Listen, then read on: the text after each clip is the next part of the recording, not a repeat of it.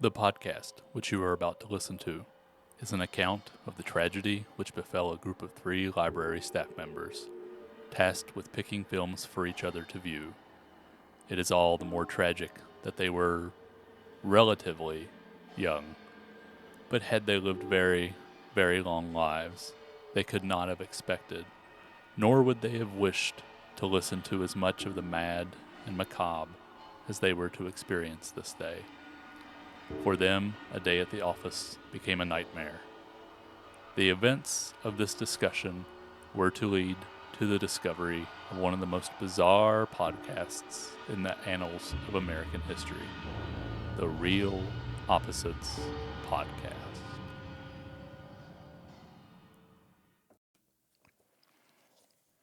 Hey everyone, welcome back to The Real Opposites. I'm Aaron, I'm Josh. I'm Toby.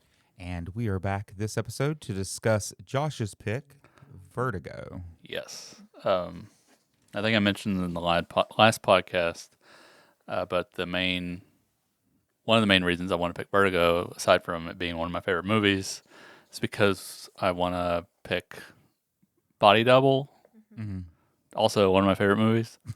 And you can't, I don't know how you enjoy Body Double as much without seeing Vertigo or Rear Window, at least one of those. Okay. Which I think is great on its own. But anyway, that's for the Body Double episode. Nice. Whenever that. So I picked Vertigo because I think objectively, I think it's Hitchcock's best film. And in 2012, it was the number one film in the Sight and Sound list. Because I think Citizen Kane had reigned supreme for like 60 years. Yeah. But anyway, so Vertigo, first time I watched it was probably around like the late 90s when I was really getting into classic films. And, you know, I loved Psycho and Rear Window and The Birds. But Vertigo was like just didn't work for me. Oh. And I tried watching it like every few years and it never really clicked. And then it really wasn't until I started getting into De Palma even more, maybe like 10, 15 years ago, that it really clicked in the movie. And I've watched, and it's like clearly it's a movie about obsession. And it's one of those movies that's easy to get obsessed with. I've watched it 3 times in the last week or two. Yeah. Twice with 2 different commentaries, but still. Yeah. Yeah. Actually, no, 4 times. I've watched it 4 times. Sorry, because I was watching it a little bit ago, and I love it. Like it's one of those like I can't not watch it when it's on, and it lures me into like a out of body experience almost watching it. It's like Bernard Herrmann's score and the way that the film is shot, and it lulls you into I don't know. It's hard to describe, but so and I think there's a lot to talk about with the movie as far as where it is in cinema history and Hitchcock's filmography, and so I'm really curious to see to hear what you all thought of the movie. I'm guessing you had never seen it before, Aaron. I hadn't, no.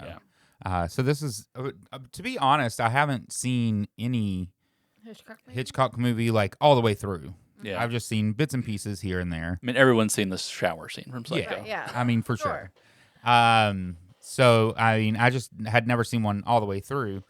I always have a hard time sitting down and paying attention to something that's an older movie, whether just because things were different and it does, sometimes it just doesn't pull me in. I have to be in the mood to watch it and let it pull me in. Okay. But this one does, like you said, does a really good job because of the music and the way it's shot and the way it uses color. And I don't know, it just really, it can capture your attention pretty quickly. But I will say it's like a a slow movie in a way, but it's not in a bad way. Well, I think it does a great job of like it doesn't give you too much. I don't feel like you know where it's going. Like Right. you know, like you don't. It's like I don't feel like you expect what's coming next for most of the movie, and I feel like I've seen it before, and still when I watch it, I'm like, what I mean. Why does this girl look exactly like her? You know what I mean? Yeah. Like, you know, like there's still like that. He does such a great job of like making it obtuse, making you feel so like the you know, you feel sorry for the male lead. You like, you know, he watches this woman that he's in love with die twice. Yeah. You feel sorry for her, and you too. feel sorry for her Yeah. too because Yeah. she's just like a girl who's caught in the Yeah, I mean, like she's Well, and then she's fallen in love twice, really, with the same man, and Mhm. like she was criticized when the movie came out for being stiff, but I think that performance is Well, I mean, really 'cause of course terrific. she's stiff. Yeah. Like Yeah, exactly. She's not trying to fall for him. She's trying to pull off a like you know help this man pull off a murder, and then you know is falling in love despite herself. Yeah. And I think it's very well done. She's wonderful in this, and then has to go through like being accepted by him as her. Yeah. Which I again. think is difficult as well. And like being like, oh, he's in love with this other version of me Right. that isn't really me, but I'm in love with him. Like it's just she does a great job. I really love this movie, and you know, I am pleasantly surprised that you enjoyed it. Yeah, 'Cause I was honestly, afraid that it was going to be too it was going to linger too long Yeah. on parts for you. So- Yeah, I mean, I'm not saying that it doesn't, but you like there's reasoning behind it. Yeah. And I mean, The the way it's shot and things like that still make it interesting. Mm-hmm. I mean, it could be shorter, of course. I mean, well, I think one of the things that, especially in this, that he does so well is that any good director does is they control time. yeah. Like I said, like a 3-hour movie can feel 90 minutes if it's depending on good. how the story evolves and how it's edited. Mhm. And this one, I mean, it is deliberately paced. Right. Like the sequence, like where Scotty is following Madeline in the car, it feels like it's its own movie. Mhm. Like in it, and you start to like that would never, nobody would ever do that in a movie now, and especially like a studio movie. You're never going to take like 15 minutes of just that's what it feels Right. like, you know, of Jimmy Stewart just following Kim Novak, and also, so this is a neat little thing. Somebody actually traced the route, like all the lefts and rights, and how that would actually work where they are in San Francisco, and it actually kind of makes a spiral. Oh, that's cool. Oh, that's So it's like cool. there's a lot of subconscious things that he does, similar like what Kubrick would do a lot, that kind of subconsciously trick you into, or luring you into what's going, like the emotional space that he wants you in the Right. movie. So I think that he does that especially well in this movie, because it's not like Psycho can be very, kind of pulpy in a way.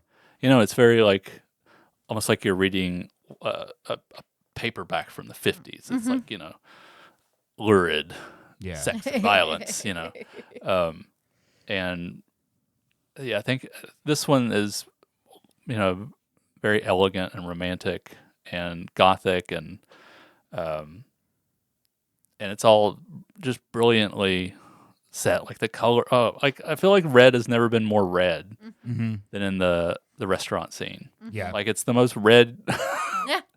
Like my eyes shouldn't be able and to the way see. it like changes. Yeah, and well, he keeps opposing like red and green. Like green represents kind of like fear and death, and red represents Okay. life and passion. And Yeah. so, like when when Scotty sees Judy, when he finally gets her ready as Madeline, she's bathed in green, like she's a ghostly vision for him.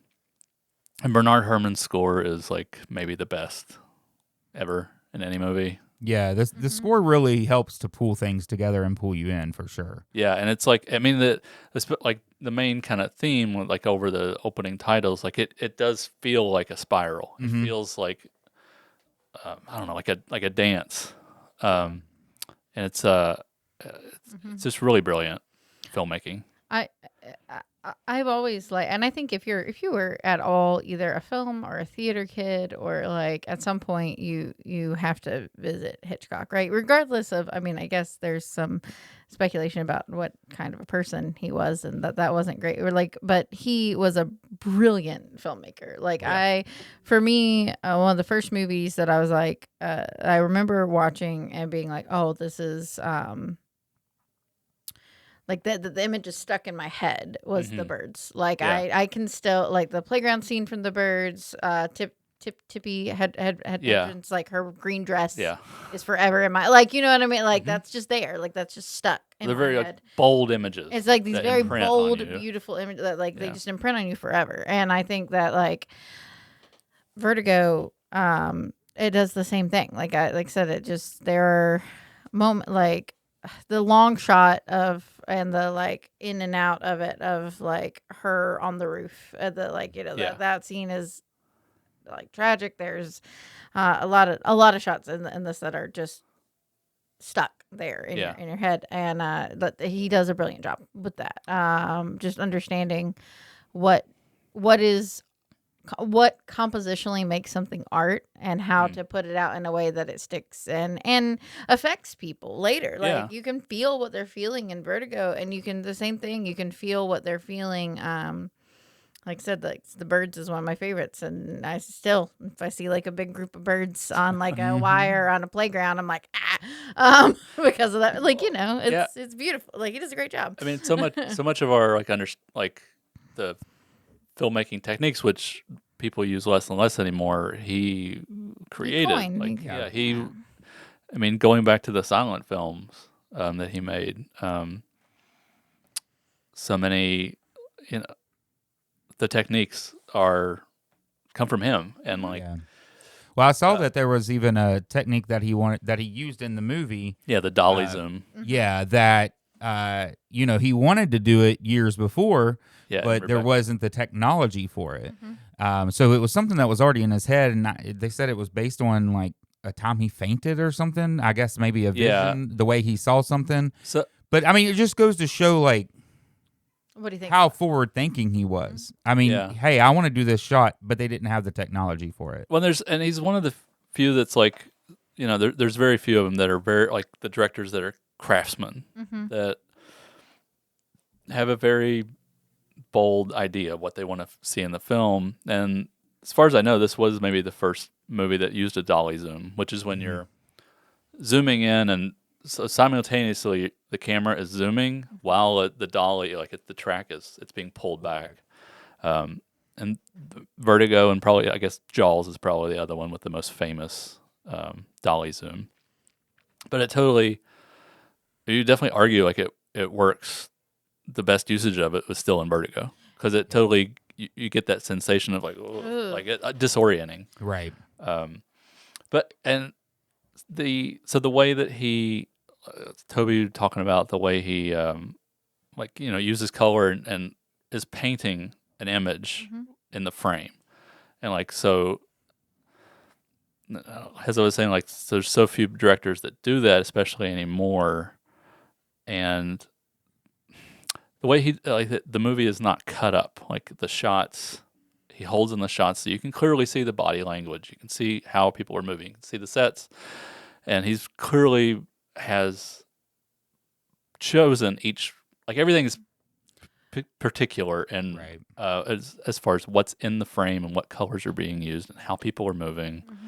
I mean, just like Scotty in the first scene with Midge stepping up on the little like step ladder, and somehow that is like, like it was a funny review on Letterboxd. It's like, never thought a step ladder could be that scary, right? But well, and then it does also, make it that way. And the thing is, and one of the things I really love is the realism of like people's reactions and emotions, and like I think now, like someone faints in a movie, it's played for laughs, or it's just like a cutaway. But like if your friend steps up on a step ladder and passes out, Yeah. you would have like the real concern that Midge has, where she like, and he is frustrated and like, it's like, why can't I do these simple things? Yeah. And there's like this real emotional weight in that moment where she's just like really worried and he's really upset. That I don't think you could do today. I think people are almost too callous today Oh yeah. to allow a moment like that to live where it is in that movie. And he does some beautiful things with blocking. Like the thing that I noticed, the scene with Judy after she jumps off the cliff, off the cliff, and they're in this like beautiful like living room set. And like I could feel like the wheels turning from the direction. It's like they can't both sit in a chair; they're too far apart. Yeah. Like, and you want to create this like emotional closeness to them, so he like puts the cushion in the floor and has her come sit, and it's like this, it makes this moment very intimate and like sweet, and like I just don't, today they'd be like both sitting on the couch, and it's like Shot, reverse shot. Yeah. Shot, reverse shot. And it would be, in order to make them feel close, you'd be trying to do that instead of like being able to take a shot of almost like a painterly look at like two people sitting in a living room, and it's beautiful. We don't do it anymore. And like the one of the things I like too about it is if you just look at the plot, it's ridiculous. Sure. Yeah, like this guy is hiring him to give validity follow to a framing of a murder. Thinks his wife's haunted by a ghost. I think though that's the thing I did like. Did you? Was the story behind it. I mean, it's ridiculous for sure, but I think I did enjoy. I mean, might have worked in the time period, which is like, that is ridiculous to think about. But like, I mean, that's one of the things. Like, if you look at other like Rosemary's Baby from that time, it's like she's just mad. If we can convince the world that she was mad, then her jumping from her death doesn't look suspicious. Yeah.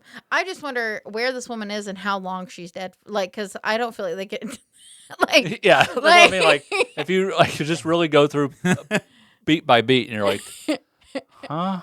Like, he's following this girl for a while. Yeah. So like, I mean, is it's the like, wife dead? Is she tied up in a closet somewhere waiting to be murdered? Like, what has happened here? Yeah, it's very where she's somebody's got to smell that. Right. Yeah. Right. It wouldn't work today, but and it's like, where are they hiding up in the church in the bell tower, Right. and while Scotty's like looking out in horror, and I don't know. Yeah, I mean, like that's what we'll get into Body Double as well, is when we do that one, is it's very ridiculous and unbelievable. But that's part of the point, is like it's again to remind you that you're watching a movie, and you're watching this is definitely Hitch's most personal film, and it's very like confessional about like how he views his relationship with women, especially. Mm-hmm. Like, he's definitely Scotty, and he definitely like he's got Scotty in a corset, for God's sake, in the opening, right? After the first scene with Midge, like he's talking about he gets his corset off next week or something, and the way he like falls off the stepladder is very, dramatic, right? Like you'd see in a high school play almost, and so I mean, Scotty is definitely Hitchcock, and he's in love with the woman, but the woman, like, it's a real woman, but he's more in love with the ghost of the woman than the real woman, right? Yeah, that's standing in front of him that loves him, and it's like, I mean, there's a lot there as far as. It's all concept of like just being in love with the idea of the person, the idea of not someone, the person themselves. And so like when she's haunted by a ghost, he's in love with the ghost, like, you know what I mean? Or then when she's dead, he's in love with the memory of her, the memory of her there wasn't before, like, and not actually her. And like even Midge, who is this very real person who cares very deeply about him. She's totally like all over him, and he breaks her heart like multiple times over the course of the But I also get like when she paints the Carlotta picture, paints herself into it, I get his like frustration, like it's so like what just happened is very fresh, and right. So it's and that's one of the things I like, is both. You feel sympathy for everybody in the movie. You feel sympathy for Midge and Madeline, Judy, and Scotty. Well, they talk at the beginning. They're like, "Oh yeah, we were engaged once, right?" Like Yeah. almost like it's like such a Very distant flippant. memory. It's very Yeah. flippant, like of like, "Oh, we loved each other once," and it's like, "Oh man, like I don't know, like we're not still friends. I don't know how other people are, but we're not still friends. If we were as far as engaged and something happened that we broke up, that's Well, not like I mean, they mentioned it was like in college. So they yeah, were like probably people very grow apart young and stuff. and, They're yeah. young, but like it was just like that situation is just like very clear that there is a flippantness to these relationships, and they're so fat. Like as quickly as he falls, and people do fall quickly, like sometimes. Yeah. I thought you called them fat. No, like so quickly as he falls, people do fall quickly. Like it just, but most people are like, oh, that's not really enough time to love someone, for who they are. That's enough time to be, attracted and enthralled by someone, but not Yeah. necessarily. Which is more kind of what he is, because Yeah. he's not in love with the real. with her. Like he doesn't know her, Yeah. like, who she really is. So yeah. there's Yeah. there's a quote by David Fincher, who made Mm. Seven and Fight Club and among others, Zodiac, that I think people are perverts, and I've maintained that, and it's the basis for my career. Yeah. And I think, to be a good director, you have to be a bit of a voyeur. Yeah. You have to want to, like, people watch. You Right. have to want to, like, Right. study people. Because, I mean, I don't know. I feel like, yeah, like you have to want to put the human brain under a microscope and figure out what makes us tick. And I think that's what good art does. Comparing it to your favorite movie, Mulholland Drive, I feel like, I mean, Lynch was a big Hitchcock fan, and he loved Vertigo especially. And I mean, if you really think about it, like the I main, can see that. yeah, the main thesis of both movies is about how cinema provides a place to dream and where we can go to become tourists of our own desires and fears. And I definitely think both of those movies fit. And then you also have Yeah, I could see that. falling in there's this tragic romance, like falling in love with someone who's not real. It's a dream of who you want them Right. to be. So I don't know. I just thought I'd throw that out there. That was a interesting thought I had Yeah. watching the movie and thinking about your adoration for Mulholland Drive. Yeah, I think this one, just the way it's shot, and like I said, I don't know, there's something about, I mean, of course our movies today are in color, but there's something about the way this is shot. There's It's something about so- the color at that time. it's just So it's so beautiful. so this was shot in VistaVision, Yeah. which Hitchcock liked to use quite a bit. He shot North by Northwest in VistaVision as well in the following year. So VistaVision it's basically like IMAX in the 50s. Oh, okay. So if you think of a 35 millimeter film, it runs vertically. Sure. So VistaVision, it runs horizontally. Oh, okay. So you're basically ending up with 2 or 3 times more resolution, even though it's like organic. So there's not like a set resolution on film. So you get just hyper detail, and everything is more lush, more bold, more vivid. And yeah, this movie is just so gorgeous. Yeah. And that's what I say, like, and it's beautiful today. And when you think about we have 4K and all that nonsense Yeah, but today, and nothing looks like this. No, it Right. can't. It This is can't. You nothing. No digital can touch either full IMAX or VistaVision. Even a really good 35 millimeter. There's just something about the way the grain dances and the way the colors hit. Because here's the thing. So when you shoot on film, you have to actually light the set. You have to choose your colors. Everything has to be done beforehand. Whereas digital, it shoots a flat image. And then you go in later and you say, oh, I want a little bit more blue here, or I want more contrast here. And I feel like a lot of the directors, they don't even bother grading their movies. It's half the time. It's very, movies look very flat, low contrast. It's like, it's okay. Put a hard light hitting the side of the face. Like, that's interesting visually versus just like a flat.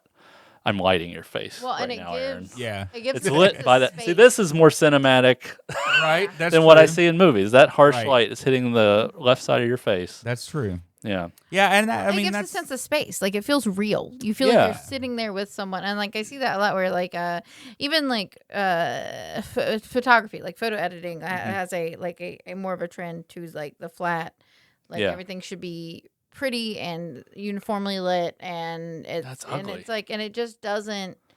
It doesn't look real. It doesn't look alive. Yeah. People don't look like themselves. Because you just don't get like a true sense of Yeah. I mean, if you're how someone outside looks and in moves in into the place. sun, like the sun's gonna, unless you're looking straight at, like facing the sun, it's not gonna be. Mm-hmm. You're gonna get shadows and drop shadow. Right. Like it's not. It just looks fake, and it's Yeah. like, yeah, I mean, corrective lighting has its place, and they use that then. But like the corrective lighting feels more realistic than Yeah. like just a perfect flat light. Right. Of Yeah. like there are no like the shadows aren't there. There's no and I think like I was saying, like shooting on film this way back then, like you had to be prepared and you had to know what you wanted. Mhm. And I think, good. Most directors would tell you that, especially pre-digital, that 3/4 of your work is done before the cameras roll. So before casting, pre-production, storyboarding, like everything, being prepared. Film's expensive. You can't just go out Yeah. there and take it 17 times. You gotta Yeah. get what you get. You get about 10 minutes in a mag, and so if you go too many takes, you're gonna keep changing the mag. It gets expensive, and there's more, and it puts more pressure on in the moment. It's like, okay, camera's rolling. Know your lines. Know the blocking. And the lights we're having to use in order to light this properly are hot. So Yeah. you've got 3 minutes till your makeup starts. Yeah, to exactly. run off. Right. Like That's you got to true, go. too. Yeah. Like- So I don't. There's yeah, you get much less of that anymore. Even a movie, One Battle After Another, that won Best Picture, which I wasn't really crazy about, but it was shot in VistaVision, and I think it even used the same camera that they used on Vertigo. Oh, that's oh, cool. cool. Is it the camera or the lens? But so like, yeah, I wasn't crazy about the movie, but God, it's gorgeous, and it has definitely a more modern sensibility, but just the way they use the camera, it's almost like when you shoot on IMAX, the camera is so big that you're kind of forced to really consider what's going on in the frame, because you can't. It's really hard to do, like with these big 70mm or VistaVision cameras. Do like handheld, they can, but it just is very much more cumbersome. Yeah. So you get a lot more precise images that feel more old school, because you'd have longer takes and you'd just have movement in the frame. It's like moving this is Yeah. really like Yeah. Versus, some movies are just shot on phones anymore. Right. That's true. Which is not to say, like, you can still shoot a movie on a phone and grade it properly. There's a lot of digital movies that look really good. Yeah. There's some filmmakers that know what they're doing. I mean, and that's the thing. I mean, I think because I did watch like some of the extra stuff you sent us and things like that, because I find the creation of Vertigo and the meanings behind it and stuff like that very interesting.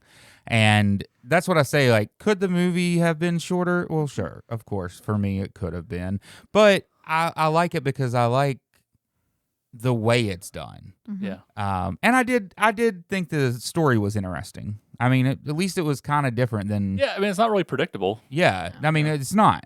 and So- what if you're gonna pick a fear, what a relatable one? I'm horribly afraid of heights. Yeah. I don't like.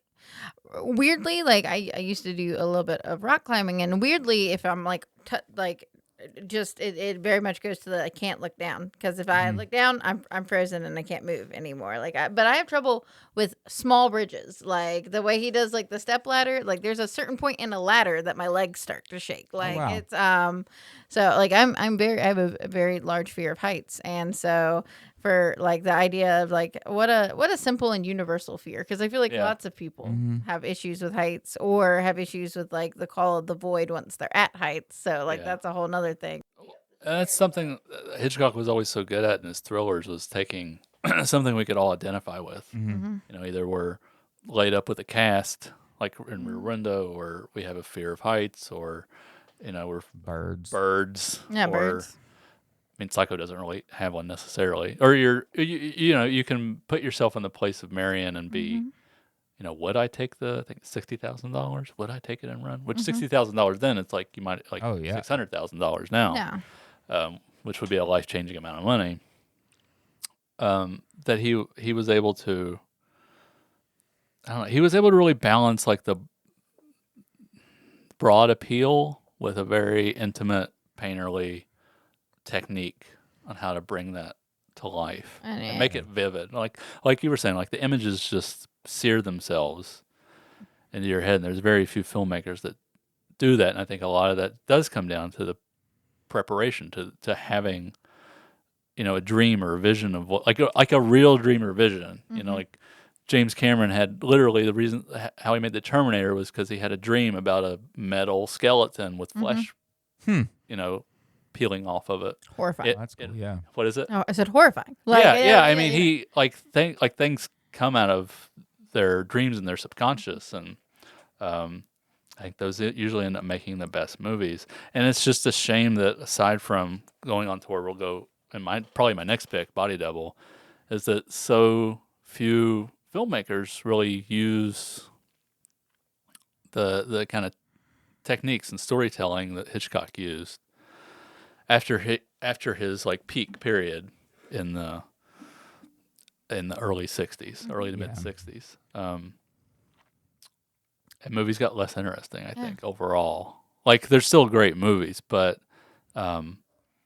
it's just a shame that people didn't really learn as much as they could from him. And that's one of the things that Palma always did so well is, and he was able to in the 70s and 80s and 90s, he was able to. There's less censorship. Like Hitchcock was really kind of stuck in the the censorship of the 40s and 50s. And by the time he got to, Psycho was really a watershed moment. That was when, and it was really a forecast of the 60s of like, this, we're going to kill the pretty white woman 45 minutes in and, welcome to the 60s. That's how the movie came out in 1960. And that was like, nobody had seen violence like that on screen. Right. Even though, if you look at it frame by frame, there's not a lot of violence. You don't really see any. Well, especially not comparatively, right? But Yeah. But I mean, and a lot of what the violence is implied. Right. Well, and what we create in our heads is often more than what you can put on that's screen. true. Like, so like using making your choices. the short shots of like the knife stabbing motion combined with the It sticks. creates an image in your mind, like you're thinking you're seeing more than what you're seeing. And that's that's something people have learned. I mean, I think that's the second ankle break in Misery, or the or there's a lot of movies that use that now. But same thing you were saying, like there is I feel like now I can pull like emotional moments from a movie that stick with me, but I have trouble picking out a recent movie that has had a visual, like just a visual that has like that has just put itself there and is simple and easy and a moment that's easy to remember like that. TV coming in had a lot to do with how films look now. Yeah. A lot of TV directors would come up and make movies, and TV influenced film, and then film. When TV got good, like when The Sopranos and Breaking Bad, those were more influenced by films, Right? Like they were more influenced by like Scorsese or Leone or Breaking Bad. Like Leone is all over Breaking Bad, but then but at that time, movies were very boring looking for the most part. Right. So I think that's a lot of the television's a big culprit in the complacency of modern films not being able to tell your story visually. Yeah. And I think, like with anything else in life, it seems like the easier things become, the lazier we get. Right. Yeah. And It's a lot easier to make certain shots nowadays, and then they rely on those all the time instead of doing something like New. the VistaVision, where everything matters where it's placed Yeah. and things like that. And like you said, thinking ahead of the shot of what we're going to use, and so I think it's like. And attention's short. Like you can't. I think Like mine. Yeah. Well, and that's part of it. And I mean, my attention's short. I have ADHD too. Like it is, but attention is short, and I think modern audiences struggle with older films because there isn't as much. Like they just can't sit and let the moment happen. They like the moment has to be pushing forward. And I think to get a really beautiful shot, you need to spend more than a second on the shot, right? Absolutely. Like, so Yeah. I mean, there's you need a minute. there's a coherency that is missing in a lot of. I mean, especially you get to genre films, action films, anymore. That's just very It's the implication of what's happening versus actually seeing what's happening. Right. 'Cause that's easy. It's easier to just take a bunch of, chop up a bunch of quick cuts and like, yeah, okay, it looks like somebody kicked somebody there. You watch a Jackie Chan movie, camera's back here. Right. Someone is getting kicked, and Someone is getting kicked. You're Direct. clearly seeing Yeah. the legs start here and it hit their face. Right. And you're cutting. You can cut. But the just shots are longer, and you get a better sense of geography. And so much of like Vertigo and Hitchcock is like the moments that you really remember in movies. Like how many moments of those were hinged on dialogue? Right. I mean, there's great lines in movies. Don't get me wrong, but like movies without visual intention is just television. Right. It's like bad television. Yeah. So yeah, I wish there was more of that, and that's why I love De Palma so much. Is because he's Hitchcock without the constraints. Yeah. I will say I do have a slight longing, and like this is just the romantic in me that like is like, oh, there is something about like kissing in movies from the 60s. Like there's just a way that like they shoot it and the bodies just like fall into each other, and it's not like. If you had an extended kissing scene now, it wouldn't be like that one moment of like in this movie, there's like a moment where they kiss and it's just like very long and it's kind of still. And like now it would be like, the camera would be tracking different places to make like to like hype up the like, the desire of the moment. Right. But there is something like so magical about that like that still moment sweetness, of them like just like falling into each other, and it's like wait, just they don't do it anymore. You're talking about the moment where Judy is dressed up like Madeline in front of the window. Yeah, and it's one of those like the emotions get heightened, and it's like they go beyond. And it's like this is ultra theatrical because it's a rear projection screen and the camera is going around them. And De Palma did that a lot, especially in Carrie, to an absurd degree. And the other one when he's kissing her when he thinks she's Madeline, at near the ocean and like that.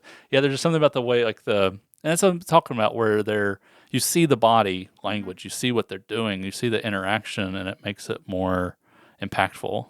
Right. So I feel like now they would just you can do like a close up. Like there's one. We did V for Vendetta last night at the book club, and there's a shot where Evie kisses V, and he's wearing the Guy Fawkes mask, but that kiss, and it's just the way her lip hangs on his upper lip for an extra beat. Like they really focused on that. So like you can do that really well, but it needs to have deliberate intention. Right. Like I said, a close up. I just like I said, I feel like now the not to say that there's anything wrong with showing more, but the inclination, the cultural inclination is to show more, is to like, this kiss is going beyond just a kiss, or like this is, instead of letting just that moment kind of be where it is. It's very sweet. Like there's just and know when to use your tools, right. Know when to cut in for a close up, know when to, some of it's just instinctual, or you just like, like Spielberg could just come on a set. He very rarely storyboarded, especially early in his career. He'd just walk on a set and say, "Put a camera there, put a put a light there, and in 30 minutes he's got the scene ready. He knows what he's going to do. Like he's just a wonderkin. I think Hitchcock was very much the same way. I think good directors just have this instinct about what where to put the camera and how to have people move. So, visual literacy is a lost art. Yeah. Like knowing what kind of image really draws people in is that's the thing. Is like you, like I said, I'm happy that this movie, even though it was slow for you, was not so slow that you couldn't enjoy it. And I think the reason that it's not so slow you can't enjoy it is because the slow parts are intentional. They have meaning. Right. They look a certain way, and the director knows how to when they put give on the you brakes, something interesting to look at, even if we're going to linger. And I think the score helped a lot. The score is. Man, it's Bernard Herrmann. It's just Yeah. He was pretty much, he's up there in like the top 3, like him and Williams and Morricone probably. It's hard to top either one of those. But yeah, I guess that's Vertigo. Yeah. I'm really glad you liked it. Yeah. I did not expect you to like it at all. I was expecting another Mulholland Drive. So Yeah, I don't know. There's something about it. yeah, And like I said, I mean, that makes me very happy. yeah, I want to watch the rest of his movies. I mean, it's something I want to do anyways. But Definitely you should see Psycho yeah, and Rear Window, and The Bird. I mean, all of his movies are all worth watching. yeah, I feel like those are the ones that you would probably like the most. yeah. Okay. But yeah, so that's Vertigo. So I guess moving on to the next episode, I guess it's gonna be Toby's pick. I think I would like to do City of God. Oh, okay. I've never even heard of it. It was like 2002. It's a Portuguese movie. That's probably why. About. I mean, it's very good. It's been a long time since I've seen it. I've heard it's incredible, and I haven't seen it. It's been on my to-watch list forever. So I'm not going into this knowing that I like it. All right. Well, But it's on my list. So, City of God is going to be your pick, and it is on Canopy. which is free to watch with your library card. Yeah, great service. So, use your card, watch City of God. Join us next time when we discuss Toby's pick of City of God. But until then, I'm Aaron. I'm Josh. I'm Toby. And this has been The Real Opposites.